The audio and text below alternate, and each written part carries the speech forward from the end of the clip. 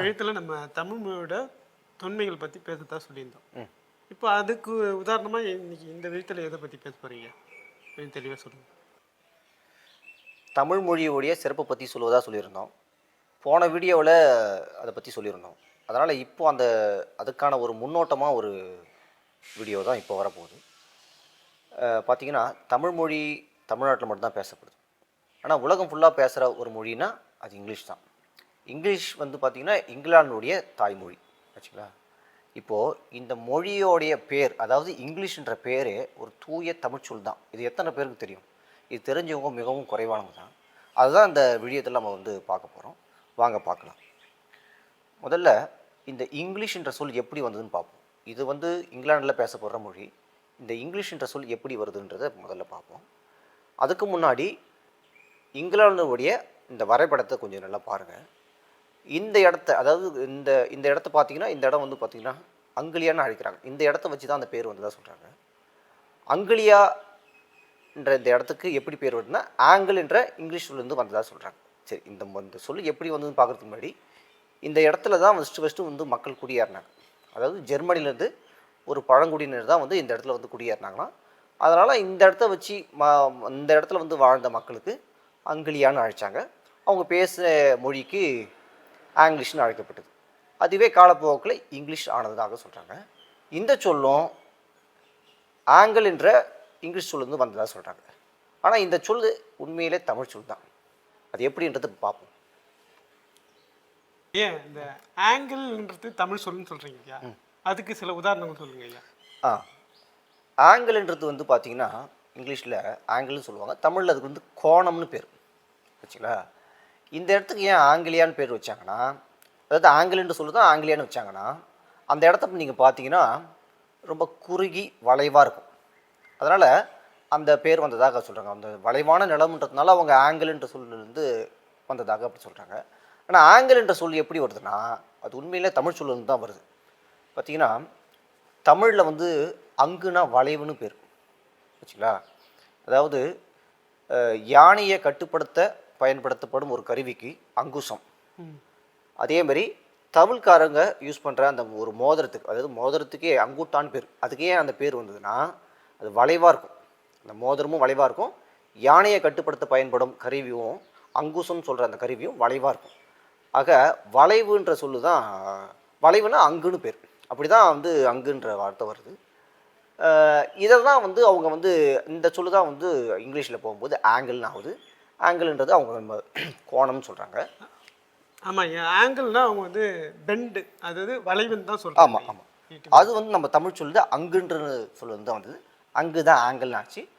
அந்த இடமும் வளைவாக இருக்கிறதுனால அவங்க அந்த வளைவை வச்சு அந்த பேர் வச்சுக்கிறாங்க. அந்த இடத்த வச்சு அந்த பேர் வச்சுக்கிறாங்க. வளைவான இடம்ன்ற பொருளை தான் அந்த இடத்துக்கான பேரே வச்சுக்கிறாங்க.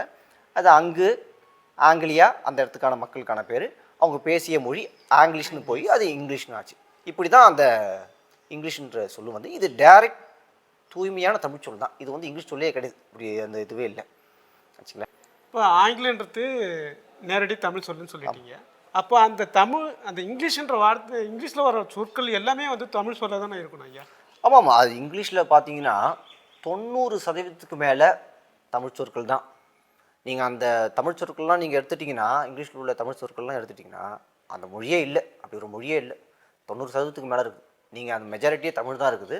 அப்படி ஒரு மொழியே இல்லை. நம்ம தமிழ் மொழியோடைய சொற்கள்லாம் எடுத்துட்டிங்கன்னா அப்படி ஒரு மொழியே இல்லை. இது இங்கிலீஷுக்கு மட்டும் கிடையாது.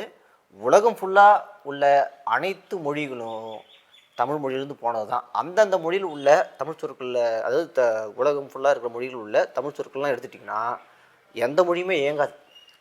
ஏன்னா தமிழ் தான் மூலமே. ஒரு காலகட்டத்துக்கு முன்னாடி உலகம் ஃபுல்லாக தமிழ் தான் பேசினாங்க. அதனுடைய சாராம்சம் தான் நம்ம பார்த்தோம் இங்கிலீஷ்ன்ற சொல்லி எப்படி வந்துன்னு. இப்போ நம்ம அந்த நாடு இங்கிலாண்டில் நாட்டில் தான் இங்கிலீஷ் பேசுகிறாங்க. இங்கிலாண்டுன்ற சொல்லி எப்படி வந்ததுன்னு பார்ப்போம். இப்போ பார்த்திங்கன்னா இங்கிலீஷ்ன்ற சொல்லு அங்குன்ற சொல்லிருந்து வந்தது தான். இங்கிலாண்டுன்ற சொல்லில் 2 சொல்லாக பிரிக்கலாம். இங்கு ப்ளஸ் லேண்டு, இங்கிலாண்டு ஆச்சுங்களா. இந்த இங்குன்ற சொல்லு அங்குன்ற சொல்லிருந்து வந்தது தான். இப்போ லேண்டுன்ற சொல்லை மட்டும் கண்டுபிடிச்சிட்டோன்னா இந்த சொல்ல, இந்த முழு சொல்ல ஆய்வும் நம்ம பார்த்த மாதிரி ஆகிடும். அந்த நாட்டுக்கான பேரும் எப்படி பார்ப்போம்.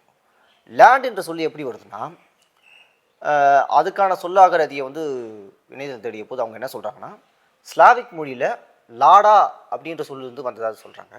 இந்த லாடான்ற சொல்லி எப்படி வருதுன்னா தமிழில் நாடுன்ற சொல்லு தான் லாடா லேண்டுன்னு ஆகுது ஆக்சுவலா. இந்த சொல்லாய்வு எப்படி வருதுன்னு பார்ப்போம். இப்போ நாடு, லாடு, லாடா, லாண்டு, லேண்டு.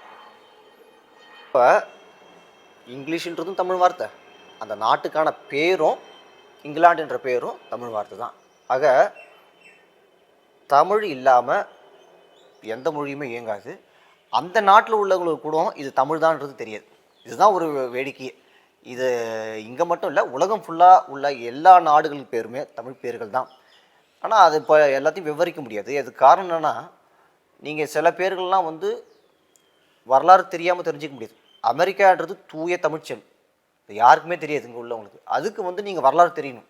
அதுக்கு நீங்கள் தெரிஞ்சுக்கணுன்னா, அந்த நாட்டுக்கான பேர் விளக்கம்லாம் உங்களுக்கு தெரியும்னா, தமிழ்ச்சிந்தனையாளர் பேரவை மற்றும் 5ஆம் தமிழர் சங்கம் நிறுவனர் முனைவர் பாண்டியன் ஐயாவுடைய ஆய்வு தெரிஞ்சால் மட்டுமே இதெல்லாம் தெரிஞ்சிக்க முடியும். இப்போ வந்து ஆங்கில சொற்கள் எல்லாமே தமிழ் சொல்லுன்னு சொல்லிட்டீங்க. ஏன் இப்போ தமிழாக பேசல, எல்லாமே ஆங்கிலத்தில் இருக்குது, அது எப்படி வந்து ஆங்கிலமாக மாறி இருக்கு? இது நல்ல கேள்வி தான். ஆனால் இதை பற்றி பேசினா அது ஒரு பெரிய டாபிக். உலகம் ஃபுல்லாக தமிழ் தான் பேசுனாங்க ஒரு காலகட்டத்தில். குறைந்தது 2000 வருஷத்துக்கு முன்னாடி உலகம் ஃபுல்லாக தமிழ் தான் பேசுனாங்க. இந்தியா முழுவதும் தமிழ் தான் பேசுனாங்க. அதன் பிறகு தான் மொழிகள் வந்து ஒவ்வொன்றா மறுவுது. அதுக்கு காரணம் இருக்குது. அது வந்து நம்ம வரலாறு அழிக்கிறதுக்காகவே, தமிழ் மொழி அழிக்கிறதுக்காகவே மற்ற மொழிகள்லாம் உருவாக்கப்பட்டது. உதாரணத்துக்கு நீங்கள் தெலுங்கு, கன்னடம், சிங்களம் போன்ற மொழியெல்லாம் பார்த்தா தமிழ் மொழி அழிக்கிறதுக்காகவே உருவாக்குனாங்க. இது வந்து கடம்பான ஒரு ஸ்கிரிப்டில் இருந்து உருவாக்கப்பட்டது. அதெல்லாம் நம்ம பிற்காலங்களில் பார்க்க போகிறோம். இப்படி தான் நிறைய மொழிகளை உருவாக்குனாங்க. ஆனால் தமிழ்லேருந்து தான் போச்சு எந்த மொழியும். அது வந்து மாற்றுக்கருத்தே இல்லை. நீங்கள் எந்த மொழி எடுத்துனாலும் தமிழ்லேருந்து தான். ஆக்சுவலாக ஹிந்தி, தெலுங்கு ஆகட்டும், இல்லை உருது, சமஸ்கிருதம்லாம் தமிழ் தான். தமிழ் இல்லாதெல்லாம் அந்த மொழி இயங்க வாய்ப்பே இல்லை. எல்லாமே தமிழ்லேருந்து தான் போச்சு. இப்போ இங்கிலீஷ்ன்றது தமிழ்லேருந்து வந்ததுன்னு சொல்லிட்டீங்க. அதுக்கு உலக மொழியில் ஆங்கிலம்னு சொன்னீங்க. இப்போ இந்தியாவில் அது மாதிரி எதனா வார்த்தைகள் இருக்கா? இருக்குது, நிறையா இருக்குது. அதுக்கு உதாரணத்துக்கு ஹிந்தி இப்போ நம்ம மேலே திணிக்கிறாங்க இல்லையா, மும்மொழி கொள்கைன்னு போட்டு இப்போ கூட அந்த சர்ச்சை நடந்தது இல்லையா. அது ஒன்றும் ஹிந்திலாம் ஒன்றும் அந்த மொழியெலாம் வந்து தமிழ்லாம் இயங்காது. அதுக்கு ஒரு உதாரணம் இப்போ சொல்கிறேன். ஹிந்தி வந்து மத்திய பிரதேசத்தில் பேசுகிறாங்க நினைக்கிறேன். அது கீழே உள்ள சில நாடுகள் சுற்றி உள்ள சில மாநிலங்கள்லாம் பேசுகிறாங்க நினைக்கிறேன். மத்திய பிரதேசம் சொல்கிறோம் ஆச்சுங்களா. ரெண்டு மாநிலம் மட்டும் பார்ப்போம். இந்தியா முழுக்கும் உள்ள எல்லா மாநிலம் பேரும் வந்து தமிழ் பேர்கள் தான், காஷ்மீர் முத கொண்டு ஆச்சுங்களா. ஆனாலும் இப்போ நம்ம மத்திய பிரதேசம், உத்தரப்பிரதேசம், இந்த 2 பேருக்கான விளக்கம் மட்டும் பார்ப்போம். நம்ம ஊரில் காலை பொழுதுக்கும் சாயங்காலம் பொழுதுக்கும் இடையில வர்றதுக்கு மத்தியானம்னு சொல்லுவோம் நம்ம. அப்போ இடையில வருது மத்தினா தமிழில் நடுவில் இருக்குன்னு. இந்தியாவை நீங்கள் பார்த்தீங்கன்னா மையத்தில் இருக்கிற மாநிலம் தான் மத்திய பிரதேசம். இப்போது ஒரு கோடு போடுறோம், ஒரு கோடு இப்படி நேராக போடுறோம்னு வச்சுக்கோங்க. கீழே நடுவில் இருக்கு, அதுக்கு மேலே ஒன்று போகுதுங்களா. அதாவது மையத்துக்கும் மேலேனா அதுக்கு பேர் உத்தரம்னு அர்த்தம் ஆச்சுங்களா. அதுக்கு மேலே அதெல்லாம் இது ஏன் சொல்கிறேன்னா, மத்திய பிரதேசத்துக்கு மேலே வந்து உத்தரப்பிரதேசம் இருக்குது. உத்திரம்னா தமிழில் உயர்ந்த இடம்னு அர்த்தம். நம்ம வீட்டில் கூட பறனை வந்து உத்தரம்னு சொல்லுவோம். அந்த உத்தரத்தில் இருக்கும்போது எடுத்துன்னு வாடா அப்படின்னு சொல்லுவாங்க. ஏதாவது பொருள் இருக்கும் அதை போய் எடுத்துகிட்டு வாடான்னு சொல்லுவாங்க. அது உத்தரப்பிரதேசம்னா மேலேன்னு அர்த்தம். நீங்கள் இதை ஏன் இப்போ சொல்ல வரேன்னா, அதில் பார்த்தீங்கன்னா மத்திய பிரதேசம், உத்தரப்பிரதேசம், அருணாச்சல பிரதேசம், ஆந்திர பிரதேசம், இதில் எல்லாத்துலேயும் காமனாக ஒரு வார்த்தை இருக்கும், பிரதேசம்னு ஒன்று இருக்கும். இது ஏன் வந்து தெரியுமா உங்களுக்கு? அது ஏன் வந்துன்னு இப்போ சொல்கிற மாதிரி இப்போ உங்களுக்கு புரியும் அது ஏன் சொல்கிறேன்னு. ஒரு காலகட்டத்துக்கு முன்னாடி உலகம் ஃபுல்லும் தமிழ் பேசுனாங்க, இந்தியா முழுவதும் தமிழ் பேசினாங்க. அப்போ அவங்க தமிழராக இருந்தாங்க. இப்போது அவங்க தமிழர்களாக இருந்து வேறு மொழி பேச ஆரம்பிச்சிட்டாங்க. அப்போ பிற தேசத்தவர், பிற தேசன்றது தான் பிரதேஷ்னு ஆச்சு. இவங்க வட இந்தியாவில் அவங்க பிரதேஷ் அப்படின்னு சொல்கிறாங்க, நம்ம பிரதேசம்னு சொல்கிறோம். தேசம்ன்றது சொல்லிட்டு தேஷ்னு ஆச்சு. இப்படி வந்த சொற்கள் தான் அதெல்லாம்.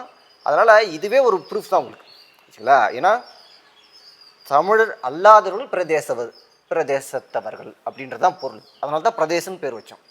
அப்போ நீங்கள் சொன்னதுலேருந்து பார்த்தீங்கன்னா உலகத்துக்கு ஒரு உதாரணம் இங்கிலீஷ், அதுவும் தமிழ்னு தான் வந்து சொல்கிறீங்க. அப்போ இந்தியாவில் பார்த்தீங்கன்னா மத்திய பிரதேசம், உத்தரப்பிரதேசம் சொல்கிறீங்க. ரெண்டுமே வந்து தமிழோட மூலம் தான் சொல்லியிருக்கேன். அப்போ ஆக மொத்தம் பார்த்தீங்கன்னா தமிழ் தான் எல்லாத்துக்கும் மூலம். ஆமாம், இப்போ தமிழ் இல்லாமல் எந்த மொழியுமே இயங்காது. தமிழன் தான் எல்லா உலக மொழிகளும் ப்ரூவ் பண்ணிட்டீங்க. அடுத்த வீட்டில் பார்க்கலாம்.